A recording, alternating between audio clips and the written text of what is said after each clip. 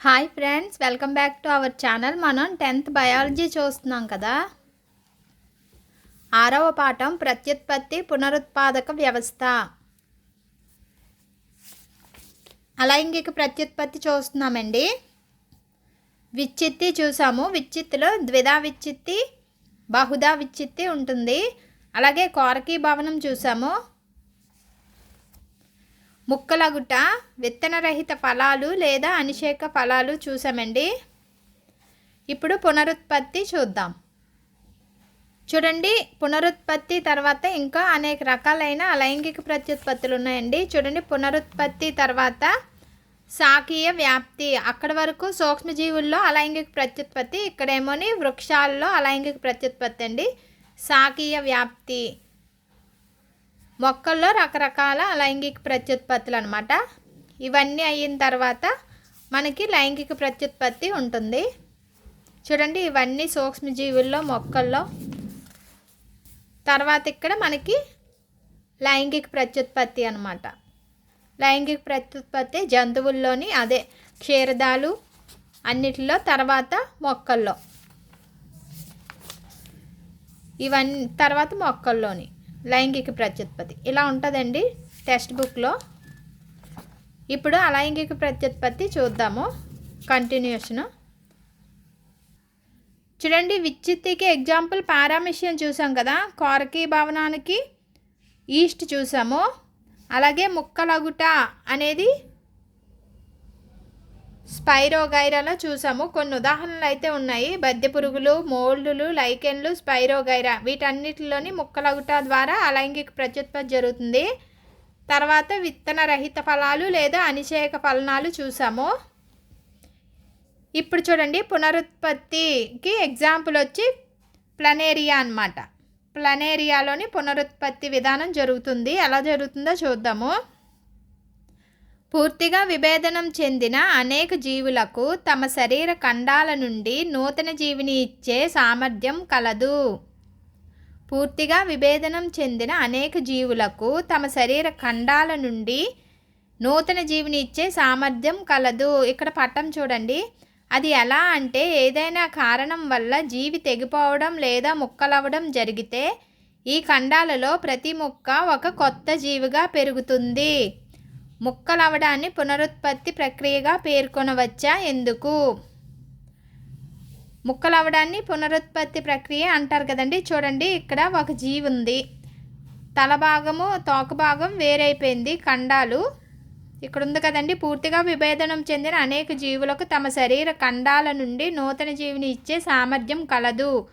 శరీర ఖండాలు చూడండి, తల, తోక వేరువేరుగా అయిపోయిన ఈ తోకకి మళ్ళీ తల అనేది ఏర్పడుతుంది. ఈ తల భాగానికి తోక భాగం ఏర్పడుతుంది. చూడండి, ఇలా తోక, తల వేరైపోయిన మొండెం ఉంది కదా, దీనికి మళ్ళీ తల, తోక ఏర్పడి మళ్ళీ ఒక కొత్త జీవి రెడీ అయిపోయింది. ఈ విధంగా 3 జీవులు అయితే ఏర్పడ్డాయి ఒక దాని నుంచి. ఎగ్జాంపుల్ ప్లనేరియా గుర్తుపెట్టుకోవాలండి పునరుత్పత్తికి. ఇంపార్టెంట్, ఈజీగా ఉంటుంది. ఇలా పటాలు చూసి చదువుకుంటే మనకి బయాలజీ చాలా ఈజీగా ఉంటుందండి. ఏ రకమైన విచ్చిత్తి ప్రక్రియ తక్కువ సమయంలో ఎక్కువ సమూహాలను ఉత్పత్తి చేయడానికి ఉపయోగపడుతుంది? మనం చూసాం కదా, విచ్చిత్తి చూసాము. రకరకాల అలైంగిక ప్రత్యుత్పత్తులు అయితే చూసాం కదా. ఏ రకములో తక్కువ సమయంలో ఎక్కువ సమూహాలు ఉత్పత్తి చేయడానికి ఉపయోగపడుతుంది అని అడుగుతున్నారు. ఆశించిన లక్షణాలు గరిష్టంగా రాబట్టాలంటే ఏ రకపు అలైంగిక విధానం అనుకూలమైనది? ఏ రకమైనదని మీరు అనుకుంటున్నారో చెప్పాలన్నమాట. శాఖీయ వ్యాప్తి. ఇప్పుడు మొక్కల్లో చూడండి, అలైంగిక ప్రత్యుత్పత్తి. ఉన్నతస్థాయి మొక్కలలో సహజంగా లేదా కృత్రిమంగా శాఖీయ పద్ధతిలో ప్రత్యుత్పత్తి జరుగుతుంది. ఉన్నత స్థాయి మొక్కలలో సహజంగా లేదా కృత్రిమంగా శాఖీయ పద్ధతిలో ప్రత్యుత్పత్తి జరుగుతుంది. చూడండి, సహజమైన శాఖీయ ప్రత్యుత్పత్తి. చూడండి, ఆకుల ద్వారా అని అడిగితే మనకి రణపాల అనమాట. మన ఇంటి దగ్గర పెంచుకుంటాం కదా రణపాల. ఆకుల ద్వారా కొత్త మొక్కలు ఏర్పడతాయి. చూడండి, పత్రాలు, రణపాల వంటి మొక్కల్లో ఆకుల అంచుల వెంబడి చిన్న చిన్న మొక్కలు పెరుగుతాయి. ఆ పత్రాలు అంటే మనకి రణపాల ఎగ్జాంపుల్ గుర్తుపెట్టుకోవాలండి. కాండాలు చూడండి, రన్నర్లు, స్టోలన్ల వంటి బలహీన వాయుగత కాండాలు నేలను తాకినట్లయితే అక్కడి నుంచి పీచువేర్ల అభివృద్ధి చెందుతుంది. ఒకవేళ జనక మొక్క నుండి ఈ భాగం విడిపోయినట్లయితే కొత్తగా ఏర్పడిన వేర్ల సహాయంతో కొత్త మొక్కలుగా పెరుగుతాయి. కాండం ద్వారా జరిపే మొక్కలకు కొన్ని ఉదాహరణలు గమనిద్దాం. చూడండి, కాండం, స్టోలన్లు అంటే మల్లె, స్ట్రాబెర్రీ, లక్షణాలు అంటే ఉల్లి, కొమ్ములు అంటే పసుపు, అల్లం, దుంప అంటే బంగాళదుంప, కంద, చేమ. ఇవన్నీ కాండాలు అనమాట. కాండాల ద్వారా అలైంగిక ప్రత్యుత్పత్తికి ఉదాహరణలు. ఇవన్నీ గుర్తుపెట్టుకోవాలండి ఎగ్జాంపుల్స్. నెక్స్ట్ వేర్ల ద్వారా అలైంగిక ప్రత్యుత్పత్తి చూద్దాం. డాలియా, ముల్లంగి, క్యారెట్ మొదలగు వాటిపై పెరిగే చిన్న చిన్న మొగ్గల పత్రాలు కలిగిన కాండ భాగాలుగా పెరుగుతాయి. వేర్లకు ఉదాహరణ చూడండి. డాలియా, ముల్లంగి, క్యారెట్ మొదలగు వాటిపై పెరిగే చిన్న చిన్న మొగ్గలు పత్రాలు కలిగిన కాండ భాగాలుగా పెరుగుతాయి. ప్రత్యుత్పత్తి అంటే ఒక జీవి నుంచి అవే రూపంలో మరో జీవులు ఏర్పడమే కదండి. ఇప్పటి వరకు అయితే అలైంగిక ప్రత్యుత్పత్తి సహజంగా ఎలా జరుగుతుందో చూసాం. ఇప్పుడు కృత్రిమ శాఖీయ వ్యాప్తి. కృత్రిమంగా చూద్దాం. ఒక మొక్క నుంచి ఇంకో మొక్క ఎలా వ్యాప్తి చేస్తాం, మనం ఎలా పెంచుతాం అనేది కృత్రిమంగా. ఛేదనం చూడండి, ఛేదనం అనేది కట్టింగ్ అనమాట. జనక మొక్క నుండి కోరకం కలిగిన మొక్క భాగాన్ని వేరు చేసినప్పుడు ఆ ఛేదన భాగం నుండి కొత్త మొక్కలుగా పెరుగుతుంది.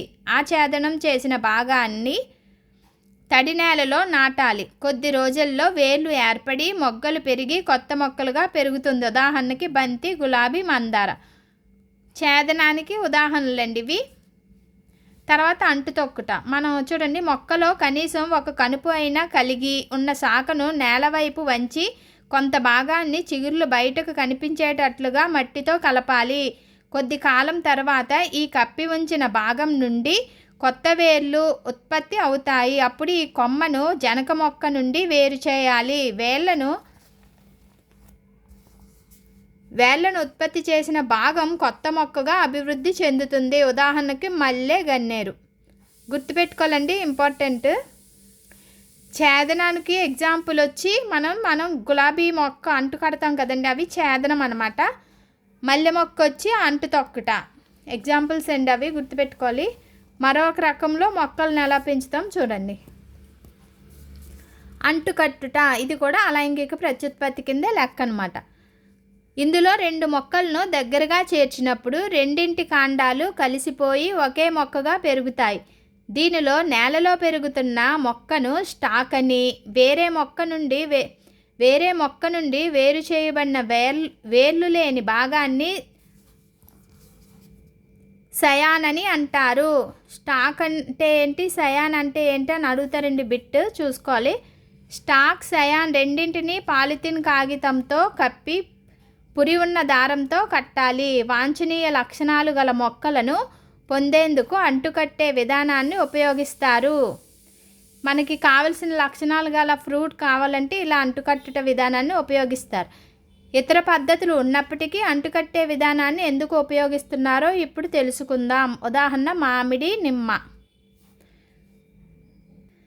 చూడండి, అంటుకట్టుటకు ఎగ్జాంపుల్స్ మామిడి, నిమ్మ పెట్టాలండి, గుర్తుపెట్టుకోవాలి. ఇంపార్టెంట్లే, ఉదాహరణలే మనకి ఇంపార్టెంట్ అనమాట.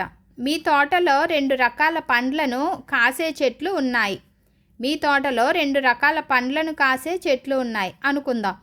ఒక చెట్టుకు పెద్దవి తక్కువ పండ్లనిచ్చే లక్షణం ఉంది. పెద్ద పళ్ళు పోస్తున్నాయి కానీ అవి తక్కువ పండ్లనిచ్చే లక్షణం ఉంది. అయితే ఈ పండ్లు రుచిగా ఉన్నాయి. ఇంకొక చెట్టు చిన్నది, రుచి లేని పండ్లను అధిక సంఖ్యలో కాస్తుంది. ఇక్కడ ఎక్కువ కాస్తున్నాయి, అక్కడ తక్కువ కాస్తున్నాయి. అవి రుచిగా ఉన్నాయి, ఎక్కువ కాస్తున్నవి రుచి లేవంట. వీటిలో ఏది నీకు లాభదాయకంగా ఉండడానికి ఏ లక్షణాలను ఎంపిక చేసుకుంటావు? వాంఛిత లక్షణాలున్న మొక్కలను ఉత్పత్తి చేయాలంటే ఏ రకమైన శాఖీయ వ్యాప్తి ఉపయోగపడుతుంది? వాంఛిత లక్షణాలు కావాలి అంటే మనం అంటుకట్టుట ఉపయోగిస్తాం కదా, అదే చెప్తున్నారు. ఉపయోగపడుతుంది. కోరకీభవనం లేదా విచ్చిత్తి లేదా మొక్కలగుట విధానం ఏదైనా ఏర్పడిన కొత్త జీవులు జనక జీవులను పోలి ఉంటాయి. ఇది నిజమేనా? ఎందువలన? చూడండి, కోరకీభవనం చదివాము, ఈస్ట్లో జరుగుతుంది. లేదా విచ్చిత్తి అంటే పారామీషియంలో జరుగుతుంది. లేదా ముక్కలగుట స్పైరోగైరాలో జరుగుతుందన్నాం. విధానం ఏదైనా ఏర్పడిన కొత్త జీవులు జనకజీవులను పోలి ఉంటాయి. ఇది నిజమేనా? ఎందువలన? అలాగే కదా ఉంటాయి. అలైంగిక ప్రత్యుత్పత్తి జరుపుకోవడం వల్ల.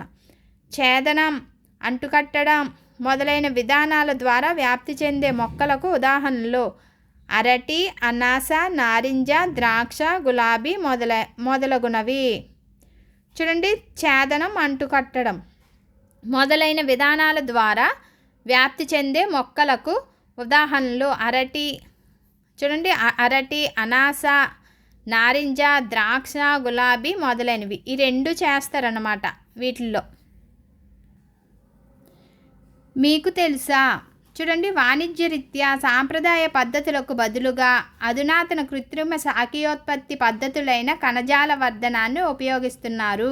కణజాల వర్ధనం అండి, ఇంపార్టెంట్ కదా. వాణిజ్యరీత్యా సాంప్రదాయ అంటే పాత పద్ధతులు అనమాట. వాణిజ్యరీత్యా సాంప్రదాయ పద్ధతులకు బదులుగా అధునాతన కృత్రిమ శాఖీయోత్పత్తి పద్ధతులైన కణజాల వర్ధనాన్ని ఉపయోగిస్తున్నారు. కణజాల వర్ధనం అనేది అధునాతనమైనది. పాత పద్ధతులు ఉపయోగించట్లేదు, అధునాతనమైన పద్ధతులు ఉపయోగిస్తున్నారు. కణజాల వర్ధనంలో కేవలం మొక్కలలో కొన్ని కణాలు లేదా కణజాలాన్ని మొక్క పెరుగుదల కారకాలు కలిగి ఉన్న వర్ధన యానకంలో ఉంచినప్పుడు అవి కొత్త మొక్కలుగా పెరుగుతాయి. ఈ విధానంలో వేల సంఖ్యలో మొక్కలను తక్కువ కాల వ్యవధిలో పెంచవచ్చు. దీనిని కణజాల వర్ధనం అంటారు. ఒక యానకం అంటే ఒక లిక్విడ్లో ముంచి ఒక కణాన్ని కానీ కణజాలాన్ని కానీ ఒక లిక్విడ్లో ముంచితే అది కొత్త మొక్కగా ఏర్పడుతుంది అని చెప్తున్నారండి. చూడండి, అది మనకి అధునాతనమైన పద్ధతి అన్నమాట కణజాల వర్ధనం. అంటుకట్టడంలో రెండు మొక్కలలోని వాంఛిత లక్షణాలను కలిపేందుకు అవకాశం కలుగుతుంది. అంటుకట్టడం ద్వారా లేత సయాన్ చాలా తొందరగా పూలను పండ్లను ఉత్పత్తి చేస్తుంది. లేత సయాన్ అంటే ఏంటని చెప్పుకున్నామండి.